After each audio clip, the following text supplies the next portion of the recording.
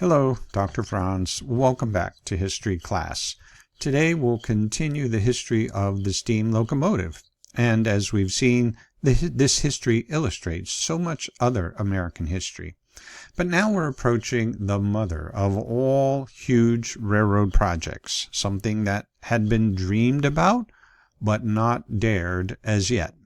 Namely, a transcontinental railroad connecting the east and west of the United States. In the 1850s and 60s, we were the third largest country behind China and Russia, yet we were fragmented with this big sparse area of territories between the east and the new state of California. We needed 1,912 miles of track to connect, but that was just too incredible to imagine. Nobody was using the train in that long-distance way yet. And there was the rugged terrain through the Sierra Nevada mountains. The locomotive was not nimble. It took 300 feet for a right or left turn at 10 degrees. And the degree of incline or decline could not be steep, 116 feet per mile, or about a 2% grade. Notice my blue line on the bottom showing what 2% looks like. To put the train into this very challenging terrain seemed impossible. And who would do the labor in such an inhospitable climate and land?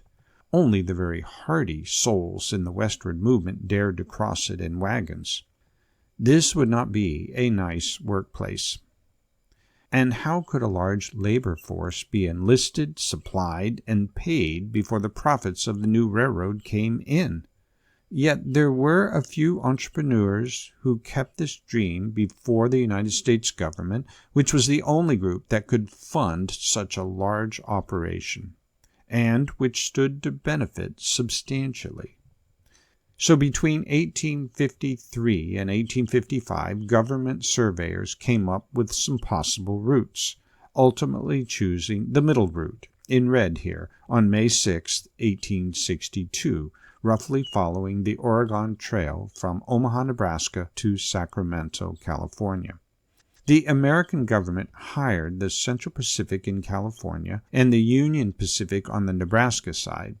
They would meet somewhere in the middle, with a natural competition between the two because money was offered to both per mile, with more money and harder terrain. President Lincoln passed the Pacific Railway Act on July 1, 1862, that opened a flood of grants and loans. In the end, more than 116 million acres and $64 million were granted. Also, 10 square miles of land on the sides of the track were granted by the government for every mile of track laid. 2 years later, it was 20 square miles. This was for hunting to supply the workers and for timbering to supply for the track. Afterward, the railroad companies could sell the land for their upkeep. Settlers bought this land from the railroad and formed towns. It's a huge win for the government, settlers, and the railroad. The Central Pacific in California faced the Sierra Nevada mountains with 15 of the 19 total tunnels. At times, they made less than a foot a day through the tunnels. Though difficult to find all the labor during the Civil War, the Union Pacific hired more than 8,000 Irish, German, and Italian immigrants. Civil War vets also, Native Americans, and free African Americans. On the western side, about 15,000 Chinese immigrants were hired, along with some others. But the Chinese were about 90% of the Central Pacific workers. The pay for the laborers was about $1 per day, 12-hour shifts, 6 days a week. $1 would be worth about $26 today, maybe more. About 7,000 of their settlements along the way grew to become towns and cities. People were confident to move there because they knew being connected to the railroad would make the town successful. Even so, some railroad ads for selling their lands claimed that trains actually improved the amount of rain. like that the, quote, increase of railroads has the effect of producing more showers. The concussion of air and rapid movement produced by trains and engines affected the electrical conditions of the atmosphere. Well, now we know. The government land grants went through many tribal lands. As you know, the tribes had a different perspective. No one owned the land, but it was for all to respectfully use. The railroaders hunted out their game and eradicated their buffalo. The buffalo hunters almost made them extinct. Look at this stack of buffalo skulls and thousands of hides sold to eastern markets. Notice this song sheet cover from 1856 with the Native Americans applauding the train coming through. That never happened. The great metal snake was never good news to them. The tribes learned that weapons did not harm the trains, so they tore up tracks or attacked advance parties ahead, which brought the U.S. Army troops.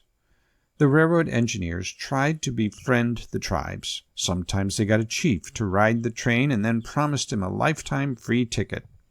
In Nebraska in 1866, there was a friendly race with Chief Spotted Tail and his tribe, horses racing the train. Of course, the train caught up and won. Now, what was it like to work as a laborer on the Transcontinental Railroad? Imagine yourself as one of this large group. And this goes for both men and women here, because there were some women there in those tasks that were allowed to them then: cooking, laundering, sewing, and managing boarding houses. Well, first, who were your bosses? A lot of Army officer veterans from both sides of the war were the managers and the foremen. If you fought for the Union, you might have a Confederate foreman. Working together on a common national railroad right after the Civil War helped many of our veterans heal from their war hatred. I say after the war. The work started during the war, but continued after the war. Your work depended on what team you were in. Maybe you would be on the timbering and clearing team about 20 miles ahead of the main camp. You cleared trees that were cut into rails and sent by mule trains back to the main group. When the mule teams returned to your camp, they would bring needed supplies like food, sharpened tools, and hopefully mail. Or you could grade the land after it was timbered. Remember how picky the locomotive is. That land had to be very even with sturdy rails and ties and a special underlayment. Your bosses are checking on you, and you can't let the main camp catch up. You might enjoy your smaller camp ahead, but you're also vulnerable to the native tribes attacking, and do watch for bears, cougars, rattlesnakes, or scorpions. But let's say now you are working at the base camp. It's like a moving town. The track-laying groups used the newly laid railroad behind them, so locomotive engines were there on your recent tracks. And there were various rail cars that kept tools and supplies, including those heavy iron rails. So it's interesting, they used the train to build the Transcontinental Railroad. There was a dining car where groups of 125 cycled through. An hour off for lunch, but not long to eat. Their tin plates were nailed to the tables for easy and quick cleanup for the next bunch. They went through a lot of meat, so there was a butcher car. They contracted with cattle ranchers or used buffalo meat.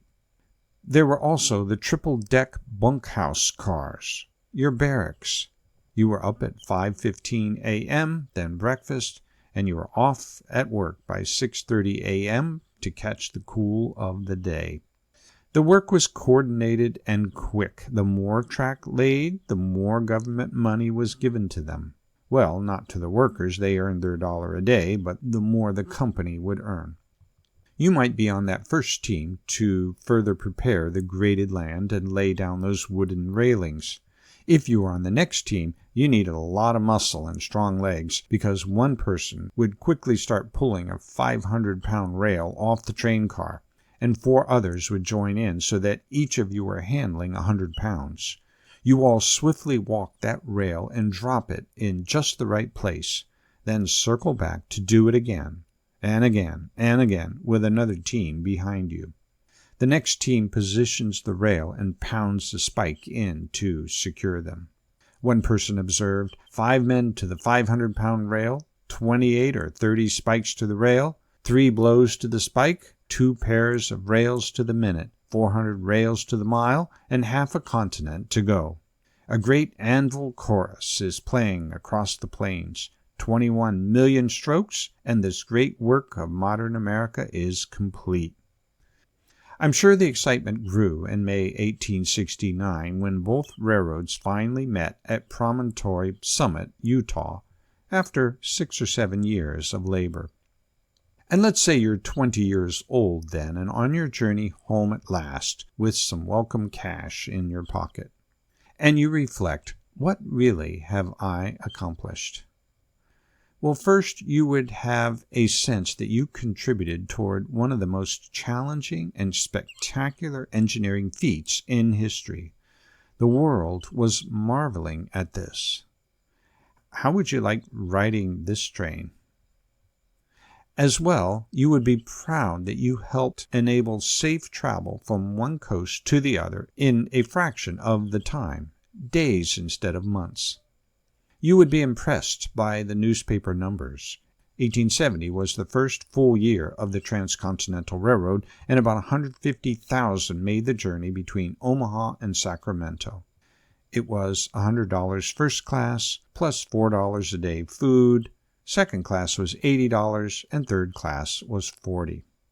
You would also ponder with sadness the human cost.